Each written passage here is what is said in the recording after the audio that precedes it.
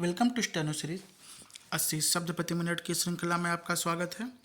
डिटेशन पाने के लिए चैनल को सब्सक्राइब करिए। डिटेशन अच्छी लगे तो उसे लाइक करिए और अपने दोस्तों के साथ भी इसे ज़रूर शेयर करिए। डिटेशन स्टार्ट होगी 5 सेकंड बाद।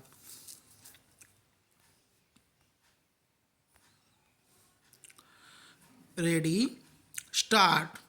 भारतीय चुनाव आयोग द्वारा 4 राज्यों और एक केंद्र शासित प्रदेश में विधानसभा चुनाव की तिथियों की घोषणा के साथ ही सियासी सरगर्मी बहुत बढ़ गई है। अपने देश में फिलहाल जैसी राजनीतिक स्थिति है उसमें ये पांचों क्षेत्र चुनावी रूप से बहुत महत्वपूर्ण हैं। इनमें से 2 जगह असम राज्य और पुडुचेरी केंद्र शासित प्रदेश में भाजपा सरकार में है, जबकि अन्य 3 राज्यों तमिलनाडु, केरल और पश्चिम बंगाल में भाजपा की विरोधी सरकारें हैं। खास यह है कि असम, केरल और पुडुचेरी में 9 अप्रैल को ही मतदान है। मतलब इन राज्यों में अब ज़्यादा समय नहीं है। हालांकि इन सभी जगहों पर चुनावी बिगुल बीते 1 महीने से बज रहा है। अतः यह कहना सही नहीं होगा कि दलों को चुनाव प्रचार का समय नहीं मिला।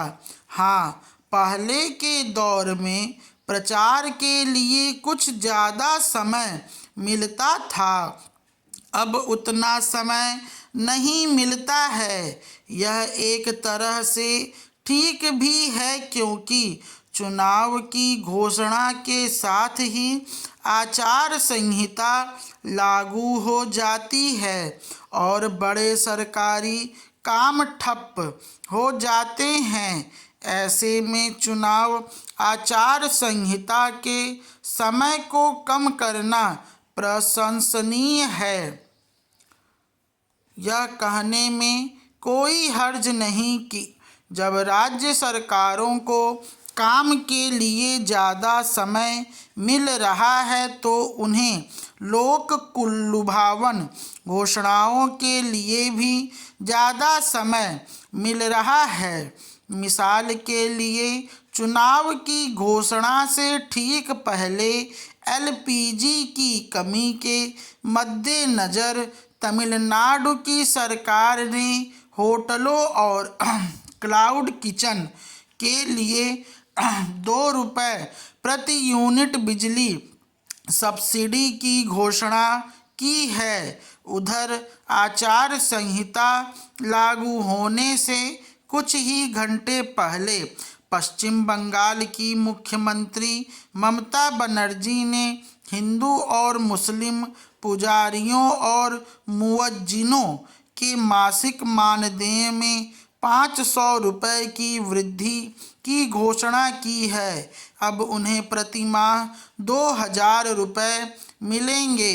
इस चुनाव में शायद ही कोई ऐसी पार्टी होगी जो सांप्रदायिक समूहों को लुभाने की कोशिश न कर रही हो।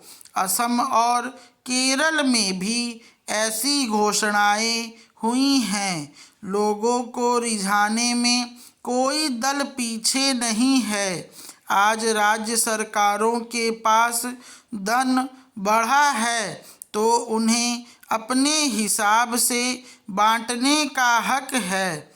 हाँ, लोक लुभावन चुनावी घोषणाओं की निंदा होती है, पर इससे लोगों को सीधे लाभ भी होता है। हालांकि ऐसी राजनीति में वोट खरीदने का आरोप किसी भी राजनीतिक दल का पीछा नहीं छोड़ता है। हाँ, यह सकारात्मक बात है कि चुनावी वादे अब अधिकाधिक पूरे होने लगे हैं और जनता के सभी वर्ग को कुछ न कुछ सीधे लाभ हो रहा है। स्टॉप।